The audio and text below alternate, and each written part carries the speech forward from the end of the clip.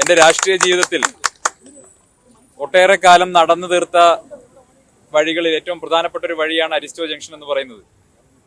നിരന്തരമായി ഞാൻ വന്നുപോയിരുന്നൊരു ഓഫീസ് തൊട്ടപ്പുറത്തുണ്ട്. പക്ഷെ ആ തൊട്ടപ്പുറത്തുള്ള ഓഫീസ് അതിപ്പോ ഞാൻ ഓഫീസായിട്ടല്ല കാണുന്നത്, പകരം വെറുപ്പിന്റെയും വിദ്വേഷത്തിന്റെയും ഫാക്ടറി ആയിട്ടാണ്. ആ ഫാക്ടറി വിട്ടിട്ടാണ് ഞാൻ ഇറങ്ങിയത് എന്ന് ഇന്നലെ രാത്രി എനിക്ക് മനസ്സിലായി. ഞാൻ ഇന്നലെ രാത്രി ഷൊർണൂരിൽ നിന്ന് വന്ദേ ഭാരത് ട്രെയിൻ കയറിയപ്പോൾ അതിൽ ബഹുമാനപ്പെട്ട പ്രതിപക്ഷ നേതാവും പ്രിയപ്പെട്ട ഷാഫി പറമ്പിലൊക്കെ കൂടെ ഉണ്ടായിരുന്നു. ഞാൻ വരുന്ന വഴിക്കാണ് അറിഞ്ഞത് ആ ട്രെയിനിൽ എന്റെ തൊട്ടടുത്ത് മറ്റൊരാൾ കൂടി ഉണ്ടായിരുന്നു. ഞാൻ നേരത്തെ പ്രവർത്തിച്ച പാർട്ടിയുടെ സംസ്ഥാന പ്രസിഡന്റ് കൂടി ആ ട്രെയിനിൽ ഉണ്ടായിരുന്നു എന്ന് ഞാൻ അറിയുന്നത് പിന്നീടാണ്. ഞാൻ ഇന്നലെ റെയിൽവേ സ്റ്റേഷനിൽ വന്നിറങ്ങിയ സമയത്ത് ഞാൻ കാണുന്നത് BJPയുടെ നിരവധി പ്രവർത്തകരെ അങ്ങോട്ട് ബഹുമാനപ്പെട്ട സംസ്ഥാന പ്രസിഡന്റ് ഫോൺ ചെയ്ത് വിളിച്ചു വരുത്തിയിരിക്കുകയാണ്.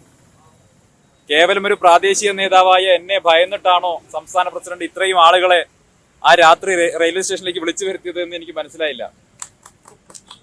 അപ്പോൾ അദ്ദേഹം ഇന്നലെ രാത്രി എന്നെ ട്രെയിനിൽ കണ്ടതിന് ശേഷം പാനിക് മോഡിൽ BJP പ്രവർത്തകരെ വിളിച്ചു വരുത്താൻ കാണിച്ചിട്ടുള്ള അദ്ദേഹത്തിന്റെ കർമ്മകുശലത അത് അദ്ദേഹം പാലക്കാട് കാണിച്ചിരുന്നെങ്കിൽ തോൽവിയുടെ ആഘാതം കുറച്ചുകൂടി കുറയ്ക്കാമായിരുന്നു എന്നുള്ള അഭിപ്രായമാണ് എനിക്കുള്ളത്.